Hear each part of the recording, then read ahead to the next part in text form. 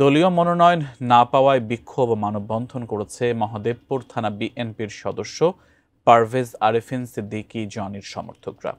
প্রার্থী বদলের দাবিতে প্রায় 2 কিলোমিটার দীর্ঘ মানববন্ধন করায় বিক্ষোভকারীদের দখলে চলে যায় সড়ক।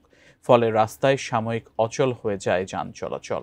নওগাঁ 3 আসনে প্রার্থী পরিবর্তন না করলে এই আসন বিএনপি হারাবে বলে মনে করেন স্থানীয় বিএনপির কর্মী সমর্থকরা। আমরা আমাদের মনোনীত প্রার্থীকে চাই এবং প্রার্থীর প্রত্যাহার চাই, তা না হলে এই আসনটি বিএনপি হারাবে। আমরা জনি ভাইকে চাই, মহাদেবপুরের মাটি।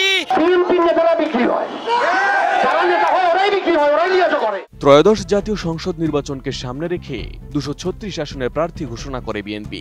তারপর থেকে মনোনয়ন বঞ্চিতদের গুরুত্ব তুলে ধরে বিক্ষোভ প্রকাশ করে চলছেন তাদের কর্মী সমর্থকরা। নওগাঁ 3 আসনের সংসদ সদস্য প্রার্থী হিসেবে ফজলে হুদা বাবুলের নাম ঘোষণা করায় বিক্ষুব্ধ 4 বারের সাবেক সংসদ সদস্য প্রয়াত আক্তার হামিদ সিদ্দিকী পুত্র পারভেজ আরেফিন সিদ্দিকী জনির সমর্থকরা। ফজলে হুদা বাবুলের এই আসনে তার পরিবর্তে পারভেজ আরেফিন সিদ্দিকী জনিকে প্রার্থী ঘোষণার দাবিতে প্রায় 2 কিলোমিটার দীর্ঘ মানববন্ধন করেছে জনি সমর্থকরা।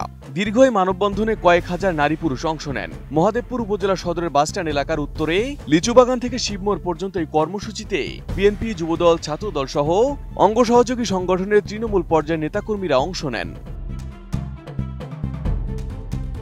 জনির সমর্থকরা জানায়, যাকে মনোনয়ন দেওয়া হয়েছে এলাকার মানুষের সাথে তার সম্পর্ক নেই। এই সিদ্ধান্ত থেকে সরে না আসলে আসনটি হারাতে পারে বিএনপি। মহাদেবপুর এবং বদলগাছি তৃণমূল বিএনপির আকাঙ্ক্ষা পূরণ না হয় আমরা আমাদের মনোনীত প্রার্থীকে চাই এবং প্রার্থীর প্রত্যাহার চাই, তা না হলে এই আসনটি বিএনপি হারাবে। আমরা জনি ভাইকে চাই, মহাদেবপুরের মাটি। সাবেক ডেপুটি স্পিকারের ছেলে জনি ভাইকে আমরা চাই। মরহুম আক্তার হামিদ সিদ্দিকী নান্নুর মাঠ এটা। যদি নমস্কার পরিবর্তন না হয় তাহলে কোনো ক্রমে আমাদের এই আসন পুনরুদ্ধার করা সম্ভব নয়। কার্ডটা হুদাক থেকে কেড়ে নিয়ে আমাদের জনি ভাইকে দিবেন, অনুরোধ আমি বলতেছি। আমার জনি ভাই আমাদের ভালো সব কাজে আসে। হুদা নিজের ভোটটাও জনি মানে জানিস সে জানি, হুদা একটা নেতা ফেতা কেউ না।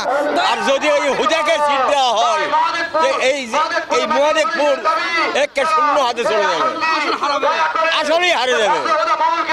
ভোটার হিসাবে আমি জনি ভাইকে প্রথমে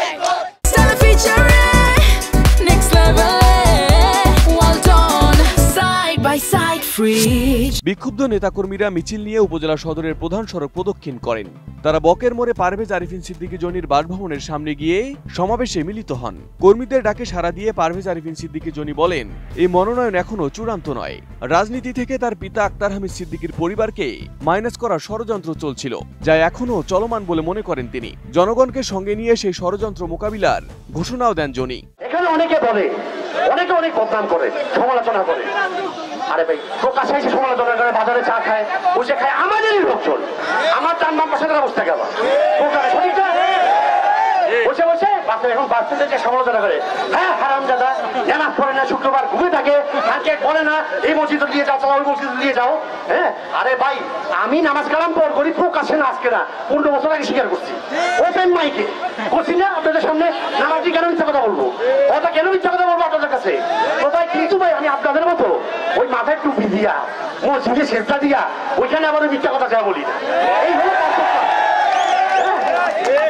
হুজুর বেশ বারবার ষড়যন্ত্র করছে, বারবার ভেঙে দিচ্ছেন। আর দলের বিষয়ে এখন একটা বলছি, প্রাথমিক প্রার্থী তালিকা। আজকে এই যে আপনারা যে কাজটা করছেন, শুধু প্রথমে একটা কাজ করলেন আপনারা। তো এটা কি প্রমাণ করে যে এখানে চাইলেই ওই তুমি যাকে তাকে ধানে সেই দিবেন আর মহাদেবপুর হলো কাছে মাইনে দিবে, এ কাজ হবে না। আপনারা এটাই কেন্দ্রের কাছে মেসেজ দিলেন। আমরা এখনো দলের ভিতরে, আমি অবশ্যই দলের ভিতরে।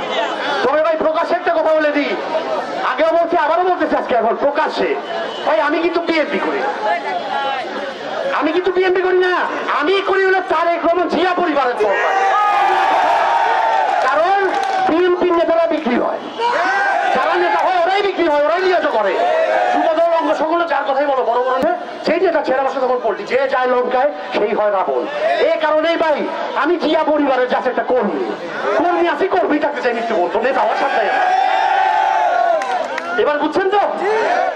1991 থেকে 2001 সাল পর্যন্ত টানা 4 বার ধানের শীষের প্রার্থী হিসেবে বিজয়ী হন মরহুম আক্তার হামিদ সিদ্দিকী নান্নু। তিনি 2001 সালে জাতীয় সংসদে ডেপুটি স্পিকার হিসেবে দায়িত্ব পালন করেন। সে সময় মহাদেবপুর বদলগাছি এলাকায় উল্লেখযোগ্য উন্নয়ন করেন। তার মৃত্যুর পর 2018 সালের নির্বাচনে তার ছেলে পারভেজ আরিফিন সিদ্দিকী জনি বিএনপির প্রার্থী হয়ে বিপুল ভোট পান।